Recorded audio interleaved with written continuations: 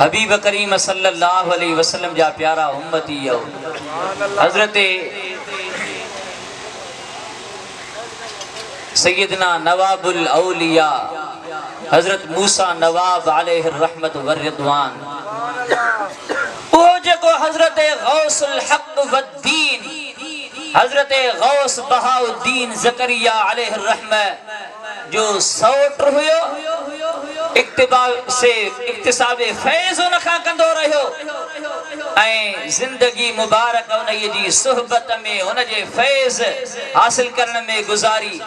उन खां बाद में सैर सफ़र कया ऐं एतिरा सैर सफ़र कया जो जिते जिते उन जो वञण थियो जेकॾहिं बेदीन हुया तो उन्हनि खे दीन जी दावत ते आंदा उन्हनि खे दीन वारी सच्ची राह ते आंदाई ऐं जेकॾहिं गैर मुस्लिम हुया तो उन नवाबुल औलिया रहमतुल्लाह ताला अलैहि जे हथ ते हथ रखी करे केतराई जेके मुर्दह दिलियूं हुयूं केतरियूं ही मुस्तफा करीम जे इश्क ऐं मोहब्बत सां सरशार थी। हजरत मूसा नवाब अलैहि रहमत एडी दीन जी खिदमत कई आहे उतां ही हलंदो आयो सैर सफ़र करे कॾहिं राजस्थान जे इलाइक़नि में कॾहिं किथे इहो सैर सफ़र करे ऐं सिंध धरतीअ ताईं पहुतो।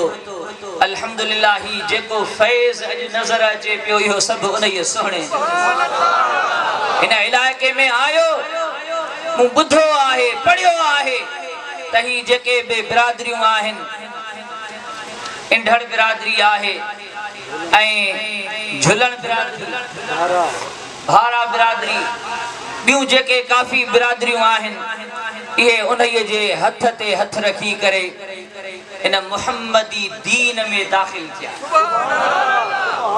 न त अॻु में ज़ाहिर आहे ही सभई सिंध में जेके बि क़ौमूं आहिनि तक़रीबन उन वक़्त खां वठी करे जियां इस्लाम हिन सिंध में पहुतो आहे उन खां पोइ तबलीग वारो इहो सिलसिलो वधंदो ई पिए वियो।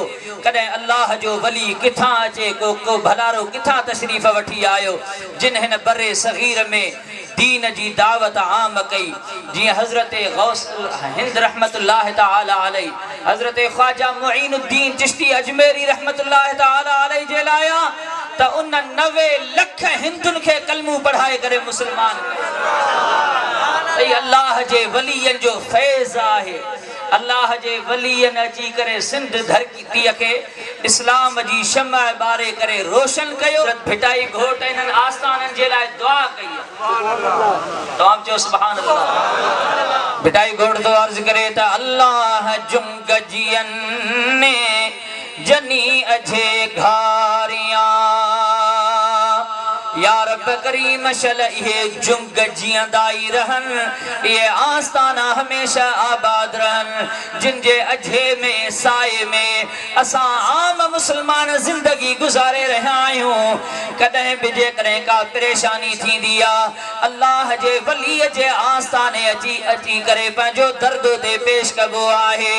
अल्लाह जुंग जियन ने जनी अझे घारियां शाल मसुके वीअरी जिता पी पियन मरकण अखड़ियुन तो डिठे मुंह सुख थिए।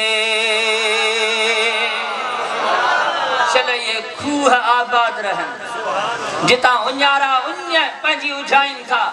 चल ये आस्ताना ये खूह चल हमेशा आबाद रहन करें सुकन न जिता उन्यारा पी पंहिंजी उन्या उजाइन था।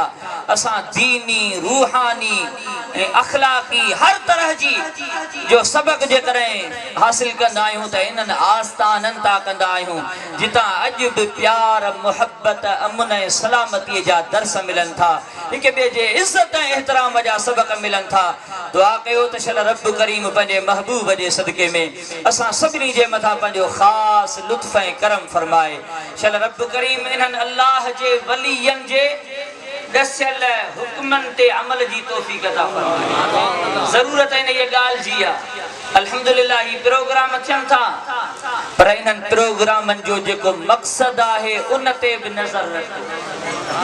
मकसद सिर्फ यो ना है त जो असा तवा गड थियासू बस ये 2 कलाक 4 कलाक वेही बुधोसू उन का बाद में हल्या व्यासू त वरी सागी गाल जेका जिते आहे जेको उते ही हुजे ये न हिन जो मकसद तमाम वडो हिन प्रोग्रामन जो मकसद इहो आ त उन्हन अल्लाह जे वलियन जी जिंदगी मुबारक पंहिंजे सामू रखजे जियां उन्हन जिंदगी गुजारी आ जियां असा तवा के सबक दिना आहिन खुदा जे खौफ जा ए मदीने वारे मीर जे इश्क जा।